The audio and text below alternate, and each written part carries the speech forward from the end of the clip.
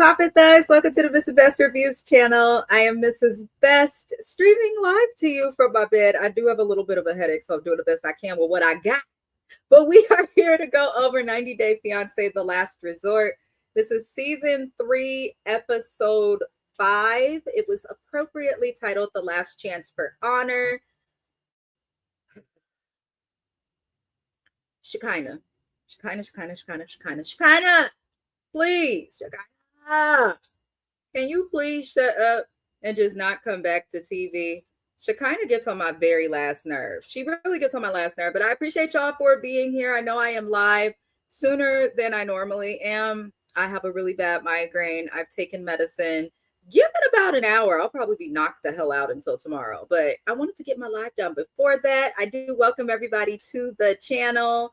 Welcome.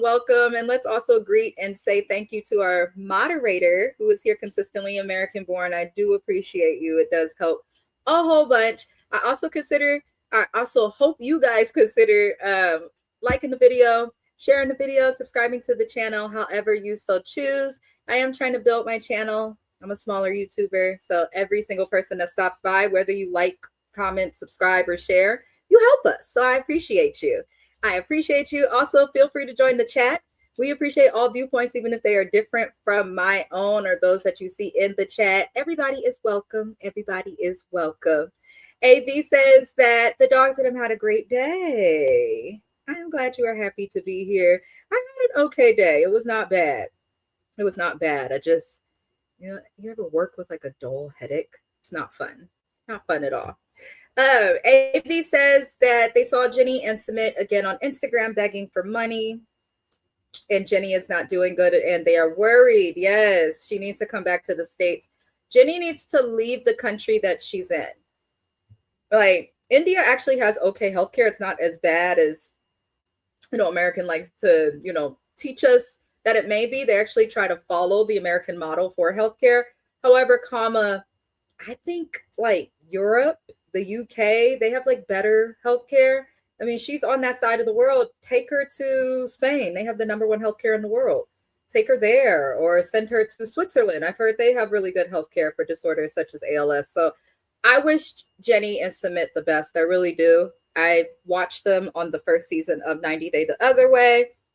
I do follow them. I hope that, I pray she makes the right decision. Sumit, really, because she's probably not in the mindset. After she has trashed the show and all of that, she won't be back, in my opinion.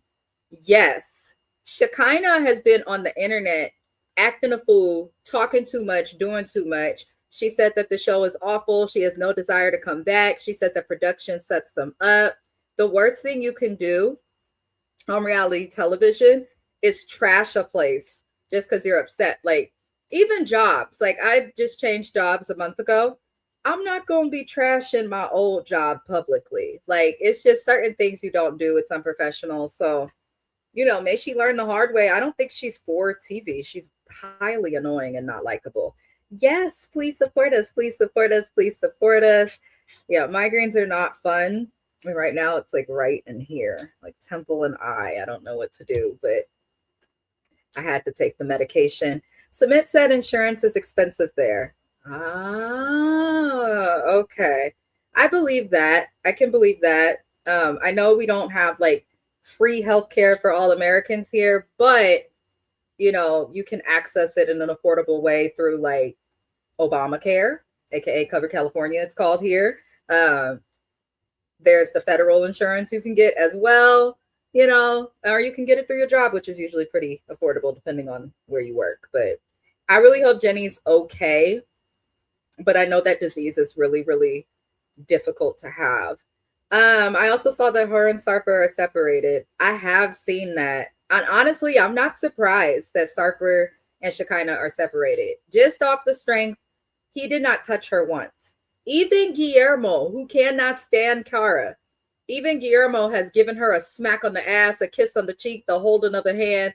Sarper don't seem too interested in touching Shekinah, aside from the therapy they got, which was the homework they got from therapy, which was to have sex.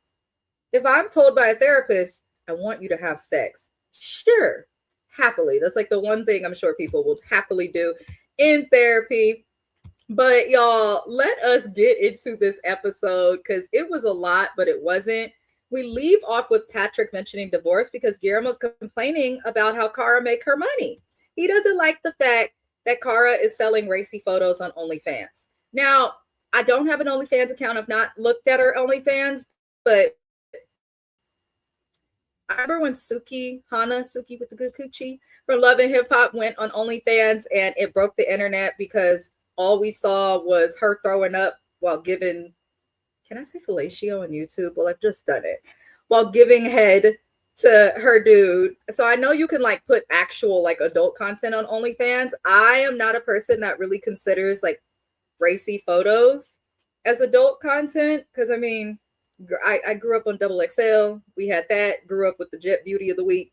Um, like I know Playboys were a thing, so like racy photos to me, I'm just kind of like, it's bad. But some of the clothes they make today are definitely probably more racy than the photos. I get Guillermo, but I'm looking at Sarper like, homie, you don't like your woman, and I can kind of see why. But Patrick is mentioning divorce to Guillermo because of the Cara situation. And he's like, hey, do you know in America that you can get her money that she's making on the OnlyFans? Why would he want access to money that she's making from something he's totally against? Why would he want that? And just because you can get it doesn't mean the judge is going to grant it, you nasty, ill-shaped. I just, let me be nice and not read Patrick for filth. Let me be nice and not read Patrick for filth. But a lot really happens. He pretty much lets them know that Patrick feels the way he feels and made the comment because if she does not stop selling the pictures, in Patrick's mind, that means that Guillermo and Cara will not be able to fix their relationship. That should tell us how Patrick thinks as well. Pretty much, if he can't get what he wants, then there's no fixing the relationship. Just because you have a disagreement on something doesn't mean it has to end everything. They can find a compromise, but the fact he just suggested that they are just going to break up because of this, to me, was actually insane. Now, the group says that if Guillermo wants her to stop selling the photos, they ask him, well, what you finna do? You supposed to be the husband, man up. What are you going to do? We'd love to know. But it also sounds like Cara doesn't need the money as much as she makes it seem. I think she uses this money so that she can have her music, her hair, her makeup, and all the things that she wants to have and take care of her kid, which is fine. But Guillermo, you just helping Cara to make more money. I'm sure with as much as they've talked about this OnlyFans, that people have gone onto OnlyFans and paid however much it costs to see this lady's titties. I am sure people have done that. She's a pretty girl. You know, don't want your bitch on the internet. You better man up and make sure she's good. I just feel like Guillermo complains and complains and complains when at the end of the day, instead of tearing this woman down, make a choice. Shit or get off the pot. Are you going to stay with her or are you going to leave her? If you stay with her, accept the photos, shut up about it. If you're not okay with the photos, then make the choice and leave her. I don't know if maybe he has a fear of leaving her because he immigrated here. Maybe he thinks he'll be put out. I know under the Trump administration, a lot of immigrants feel a heightened amount of stress. It's just a fact. You can be mad. This is not a political thing. It is a fact. If you don't like the facts, go argue with your president, y'all, because just saying. But we'll see what happens with them. I am going to get to the comments. Let me know how you guys feel as well, Replay Gang. Just because we're not live anymore, your opinion still counts. I'm always on YouTube. My husband knows my phone is never too far. Okay? So I will happily respond to your opinions in the comments. It's not as bad as sexual content, in my opinion. I don't think it is. Now, if she's filming herself with somebody's pencil going into her sharpener, if we will, then okay, I'd feel a way. But she's not having sex on camera. It's a fucking picture, you know? And the way half of these girls dress nowadays, what's the big deal? Please read him for filth. I don't like Patrick. He lacks a neck. He swears he works out, but it looks like he only works out the top of his body. Like, there's nothing about him I like. He's got a strange shaped head. I don't know. He just seems intolerable, honestly.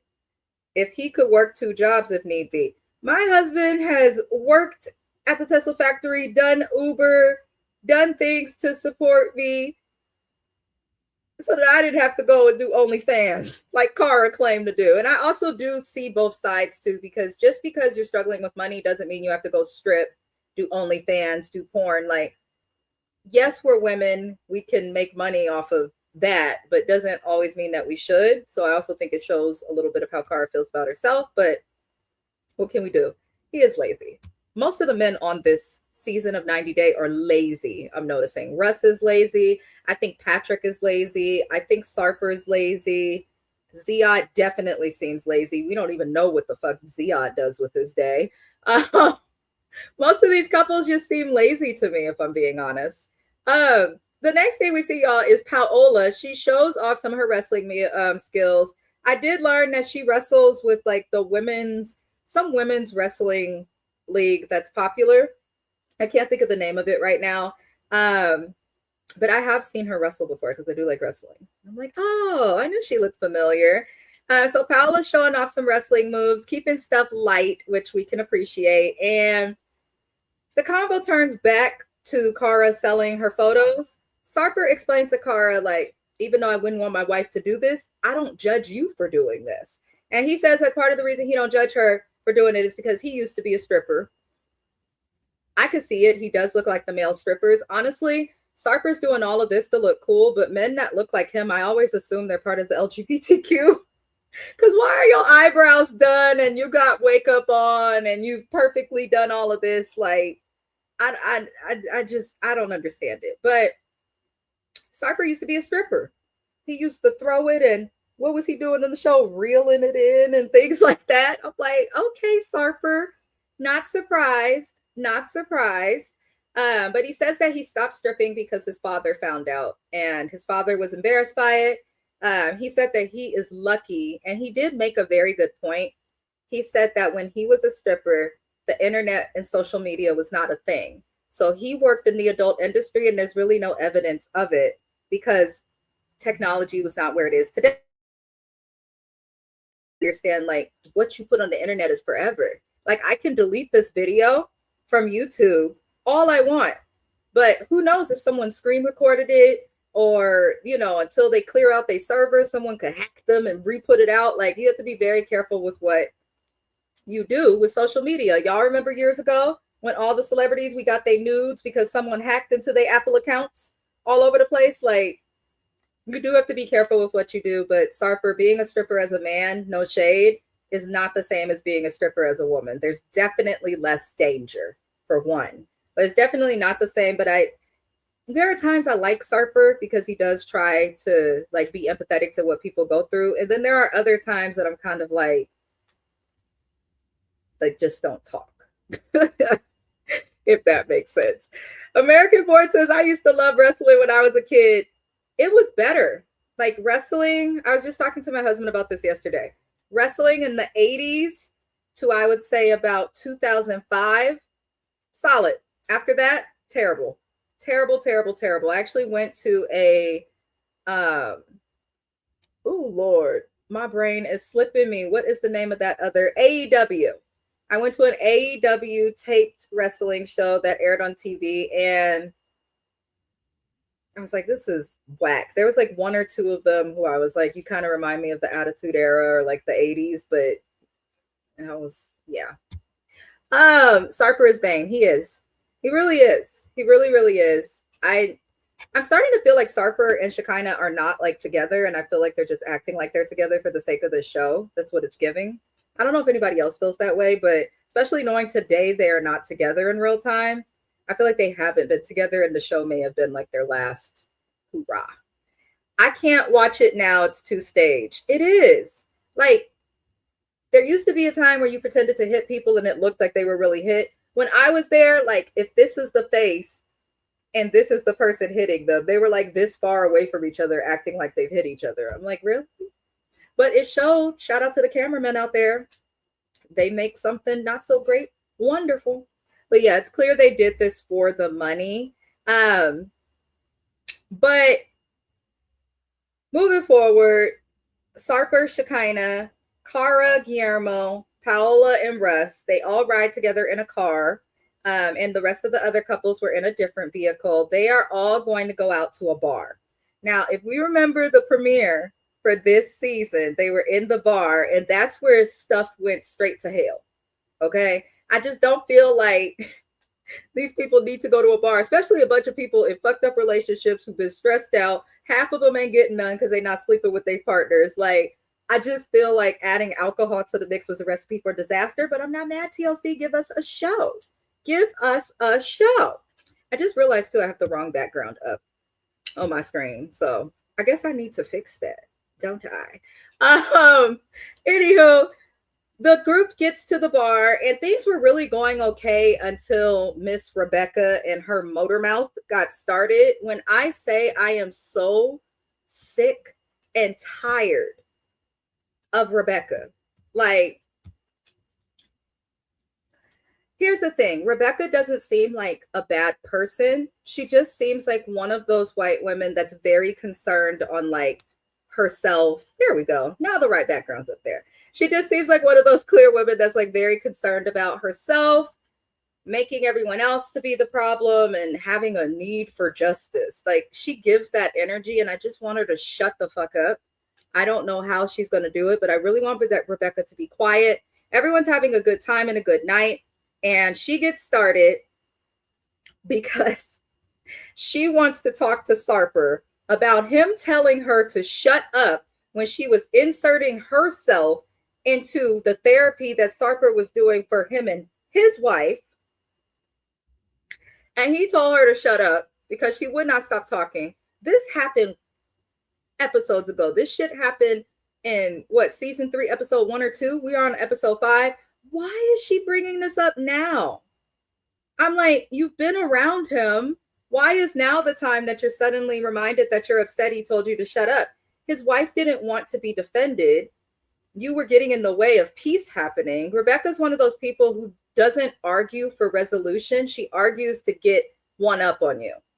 Like, she's not interested in making peace. But she goes up to Sarper after hearing that he talked about her in the exercise thing that they did when they were with what's her face doing the yoga and the wrestling moves.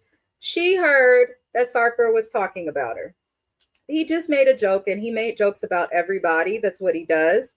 But she was really upset about that, and she asked him to tell her the joke. She said, "Tell me the joke.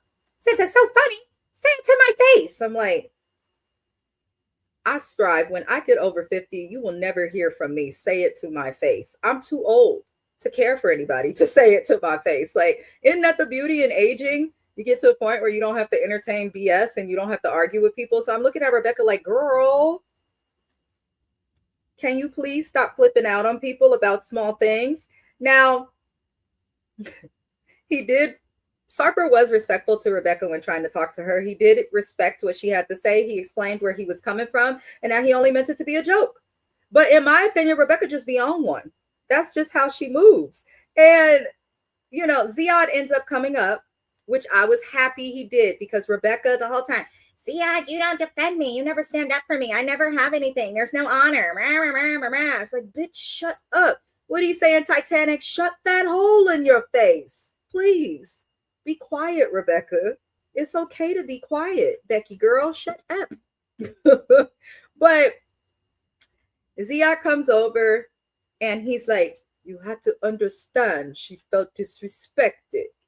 You got to apologize. And Sarper said, yes, my guy, I'm sorry. Because, you know, in other cultures outside of American culture, sorry, American men, but y'all be acting like the biggest bitches. Because in other cultures, it's the men. You're not going to just be talking to my wife about stuff. Like, you need to apologize and we need to work past it. So, you know, I thought that everything was good because Sarper did apologize. But then Rebecca's still butthurt. And Ziad, good for you for listening to your bitch of a wife. Yes, I said it. Because that lady is a bitch. Nothing's wrong with it. I'm a bitch too. It's just I can admit it, you know? But, you know, Ziad interrupts and he defends Rebecca. He said, no, you see, you apologize to me, but you've offended her, not me. And Sarper looked at Rebecca and said, I'm sorry.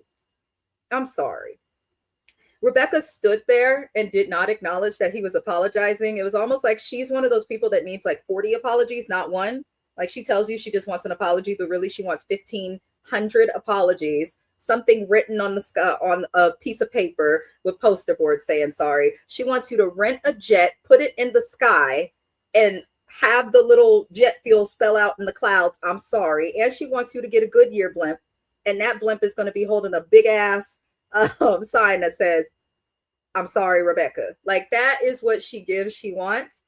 But eventually she did get her apology. Now, Paola stepped in and was trying to kind of make peace. And of course, Rebecca can never be satisfied. So she was like, Sarper apologized, but I was really mad that Pao, stepped in. It's like, come on, Pao. I'm like, people are stepping in because you do too much. You do too much, girl.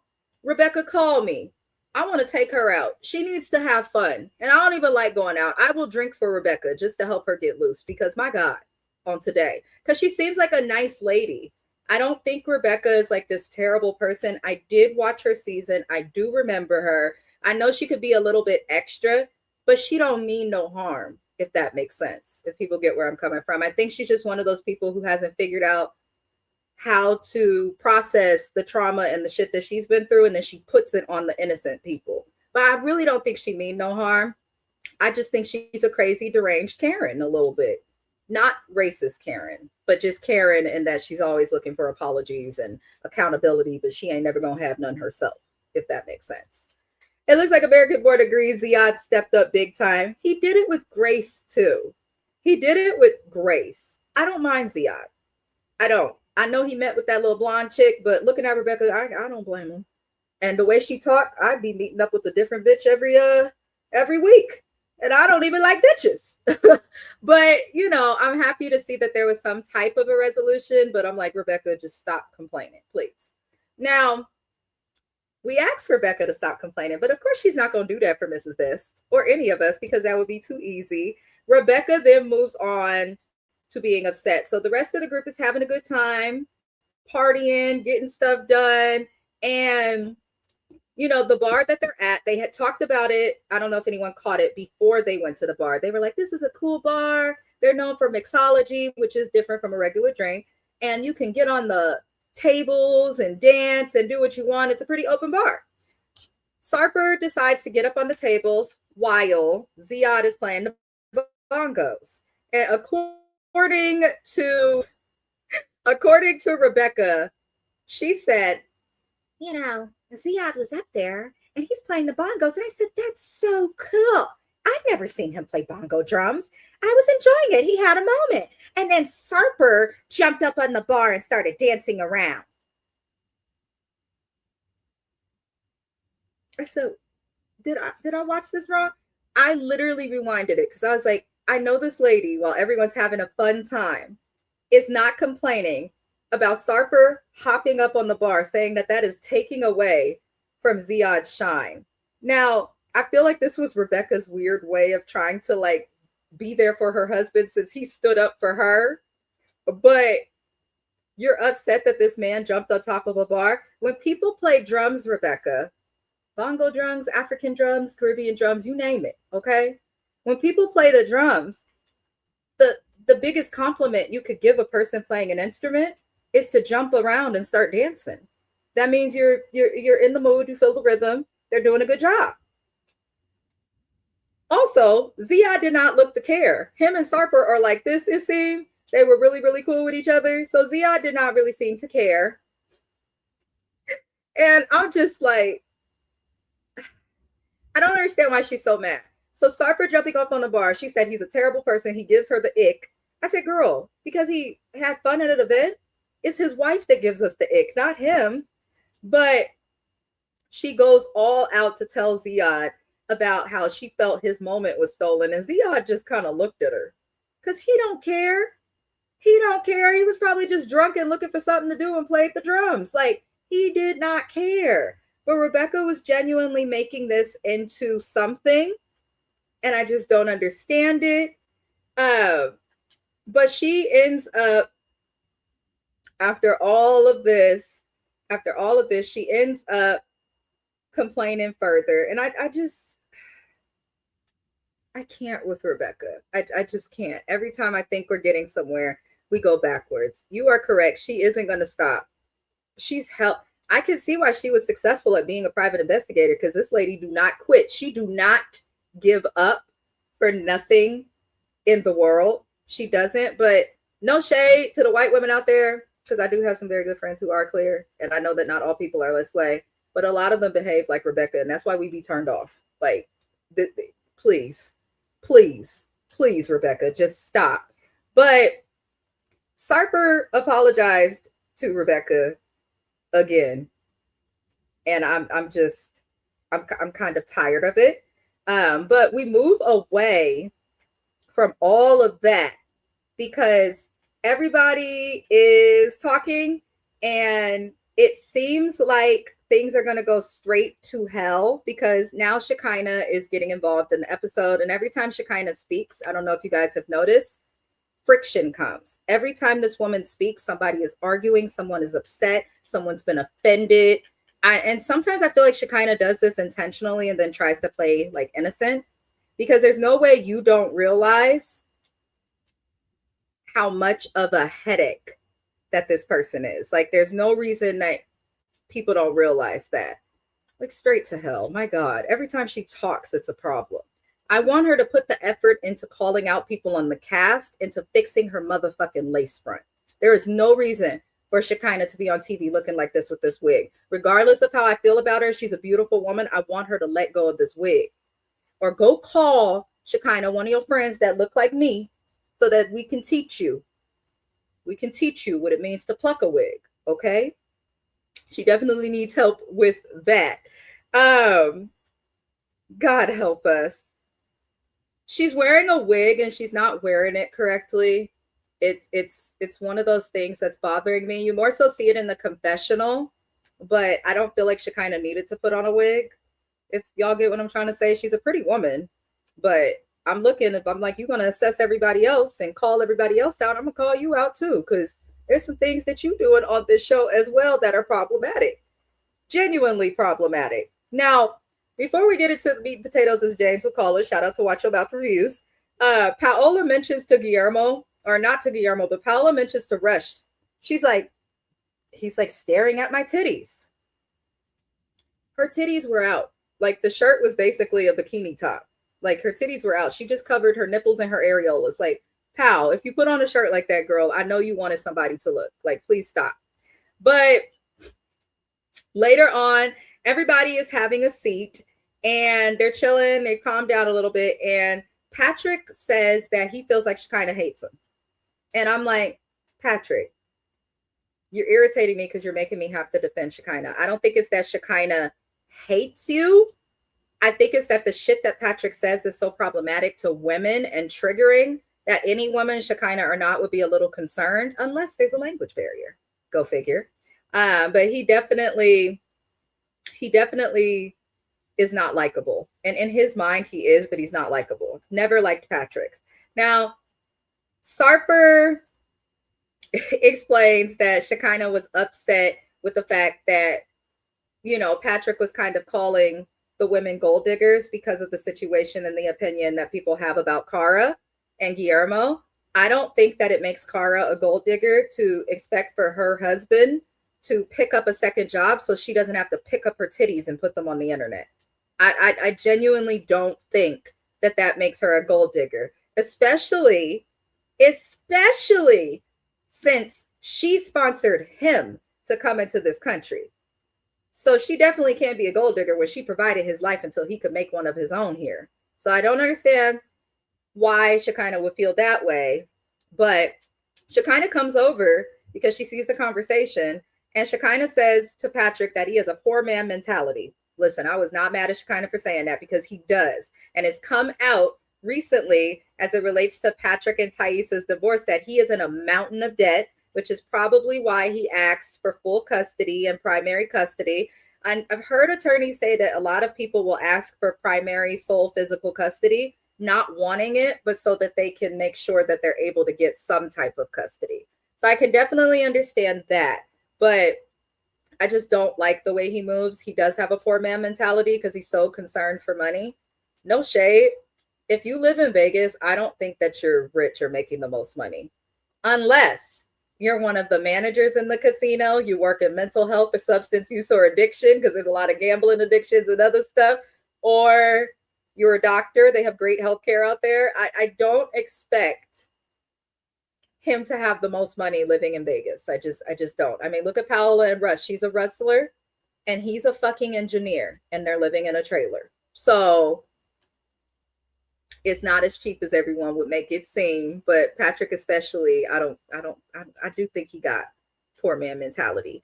American Born said about Paola, everyone could see her titties. Right. Don't go out with your titties out and then comment to your husband that people are looking at your titties. They're out. They're out. He is blaming it all on her. Exactly. Exactly. It doesn't make any sense what these people are doing. But he isn't dead. He's coming for Thais. Patrick is negative towards women. He gives me someone who doesn't see the value in a woman outside of our holes and maybe breastfeeding. I don't like that about Patrick. You could just tell he doesn't respect women the way that he should. And if he did, he wouldn't behave or make comments like that. So don't know what to tell him there. He also has a habit of bringing negative things into the wrong moments. I just personally felt like there was no reason for him to get so negative. But Shekinah says that Patrick brings every single point he makes back to the money, which I agree. I agree with this too. American Born said Patrick is one of those red pill men. I agree with that. I absolutely agree with that. Like, he's only concerned about what he can have or what it looks like he has, not for what, matters. But we'll let him be. Now, Thais steps in and says that Shekinah's picking on Patrick, which I can kind of understand. I don't feel like this was the appropriate place to bring it up. Like, y'all are here for therapy. Maybe save certain things for therapy. Just a suggestion. But, Thais got mad. Listen, Patrick, you're divorcing a woman that could have caught a charge because she kind of give me someone who'll call the police. You divorcing a woman who was willing to fight for you. Think about that, Patrick. Think about that. But Thais told Shekinah to shut her mouth, to stop picking on him. Shekinah was like, no. Thais ended up snapping on her and threw popcorn at her. It looked like she also tried to snatch her up. I believe Thais is it Brazil? She's from Brazil or Colombia. They feisty as hell in South America either way. So I don't think she kind of realized what she was getting into fucking with her. And that's me also. If I see someone disrespecting my husband or constantly picking at Mr. Best, he will tell you, and he's right next to me, I will lose my shit. I will lose my shit. I will lose all my marbles. So I did understand why Thais kind of lost her mind. And I think she's just sick of Shekinah in general. But Shekinah responded, and I didn't like how Patrick just sat there when Thais was going off. I get it. He's a man. He doesn't want to get involved. But maybe say, whoa, babe, let's calm down. Keep your cool together. Keep your shit together, But Shekinah told Thais to go back to her country. There's no reason.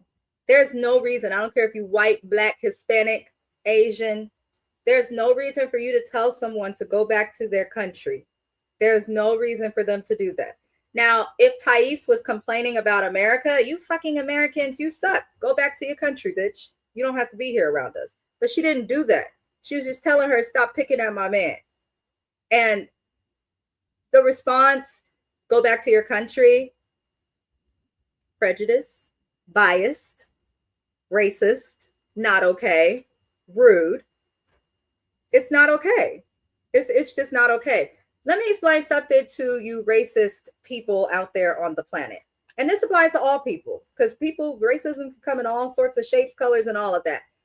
This is a country. The United States of America is a federal republic, not a democracy, as quiet as kid, but we are a federal republic built on immigrants, okay? This shit was already here. The Japanese, the Native Americans, and the Hispanic people were already here before Christopher Columbus, who didn't know how to read a fucking map or a compass, got lost and wound up here. As much as people don't like to know that because they don't teach it in the schools. So you cannot tell people to go back to their country in a country that is built on immigrants. You just can't, especially if no one's done anything wrong. So I don't understand why Shekinah would make that statement, it lets me know that there may be some underlying racial discriminatory prejudices that exist in her mind. She probably also suffers from believing stereotypes. I have a degree in psych. I'm getting my master's degree in psych. And so I know that not everybody plays into biases and stereotypes because they are racist. I know not everybody is playing into those things because they mean harm. A lot of it is learned behaviors that are taught, but she kind of knew what she was doing making that comment. And then she tried to play innocent. But the problem is everybody defended Thais because you're in a cast full of immigrants, you dumb bitch. Loosen your wig or fix it, and then maybe you could think a little better, Shekinah, because you don't need to make a comment like that. But it offended everyone because, especially Guillermo, because a lot of this cast comes from different countries. They're on a show about international dating. You can't say things like that. And she kind of ran up out of there, as most queer people do, run up out of there when the going gets tough. And I do not agree with Thais, though. I want to make that very clear. I felt like, Thais, you can defend your man without throwing popcorn and trying to, snatch somebody up in a bar. Grow up a little bit. She's 28, 29 now. Like, it's time for you to grow up. Just because someone says something you don't like and gets on your nerves doesn't give you the right to put your hands on them. It's just a fact. But Shekinah was wrong. Guillermo comes outside and follows Shekinah and Sarper outside. And he asked, what happened? Why you say that? Shekinah's like, don't do that. Don't ask me what happened. I said, oh, here she go. Here she go, y'all. Here she motherfucking go. And, he asked Sarper, Guillermo asked Sarper, because Sarper is an immigrant. You think this comment's okay? And one thing I've learned about immigrants living in a state that is full of immigrants, shout out to California. One thing I have learned is not all immigrants have those feelings that the rest of the cast has. Some of them think they are better. For instance, there's a lot, unfortunately, of the Mexican people here in California who don't like Black people and are just as racist, if not more racist towards us than other races and ethnicities. It happens. Maybe that's the case with Sarper. I don't know. Or maybe Sarper's just done with it. But Guillermo did try to talk to him like, is this okay? And Sarper kind of got at him. And next thing I know, Guillermo's like, what up? What up? And I said, you from Venezuela or somewhere where they love to fight? I said, oh, Lord. But I also feel like Liquid Courage may have got Guillermo to that point. Guillermo and Sarper end up getting into it. It looks like Sarper is the one who lost his cool and was getting past security to try and get to him. But that is where the episode ended. I said, my God, my Lord, 90 Day Fiance. That's what you're giving us? That's what you're giving us? 90 Day The Last Resort is 10 times more interesting than 90 Day Fiance. If I could swap 90 Day The Last Resort and do the 2-hour-long episodes instead of having to watch 90 Day Fiance for 2 hours, I would love to do it because 90 Day Fiance is kind of boring me this season. I don't care for any of the couples. I don't think any of them will last. The Last Resort is a time. It's given Marriage Boot Camp in the prime, if y'all remember that show. But that's all that really happened. I was really annoyed with Shekinah, but not surprised. I was annoyed with Thais, but not surprised. I was annoyed with Patrick, but not surprised. All these people are showing that they don't have much growth. The therapists have a lot of work. But let me know how y'all felt about the episode in the comments. American Boy said, that's right. My grandfather came from Italy to be here. Exactly. A lot of it, what was that in New York? What island is that? Oh, I can't think of the name of it, but there was like a huge Italian, why is it zooming? I don't know, camera zoom. There was like a huge Italian migration for Italians. A lot of Italians migrated to, I believe it was New York and Chicago, but that's why there's such a heavy population of them on the East Coast and in the Midwest. Like, we have to respect immigrants, and they are some of the hardest working people. When I spent time in New York, spoke with family members and friends who are out there, they explained some of the history of it. They did a lot. They say Black people built the White House and the Italians, they helped build up New York. Okay. And they can cook. They season their food, and I love them for it. Guillermo was hot. He was.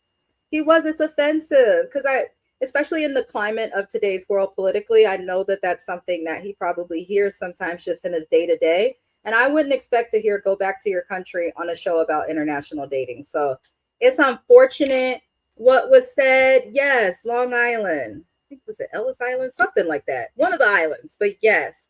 But I enjoyed being here, y'all. I appreciate those for tuning into our 90-day recaps and reviews. I do have a playlist on the channel. It is called 90-Day Franchise. You will find old reviews I did of The Family Chantel, 90-Day Fiance, 90-Day The Single Life, 90-Day The Last Resort, and 90-Day Fiance. I do cover pretty much everything with 90-Day except for Between the Sheets and 90-Day Diaries. I just don't feel like it's coverable. Whenever The Other Way is back, I will be covering that as well. But love and light to all of you. Tomorrow, I have a video. You should be able to see it on the channel. It comes on at 4:30 p.m. Pacific Standard Time. That is 6:30 p.m. Central Standard Time, 7:30 p.m. Eastern Standard Time. It will be our second review with James for, I keep forgetting the name of this doggone show, $1 Million Nannies. $1 Million Nanny. So I hope y'all tune into that. Shout out to our moderator. I am hoping my headache goes away because it's not. But I'm gonna always show up. That's what I'm gonna do. Love and light to you all. See the links in the description of this video, and I will see you beautiful thugs next time. Thug life.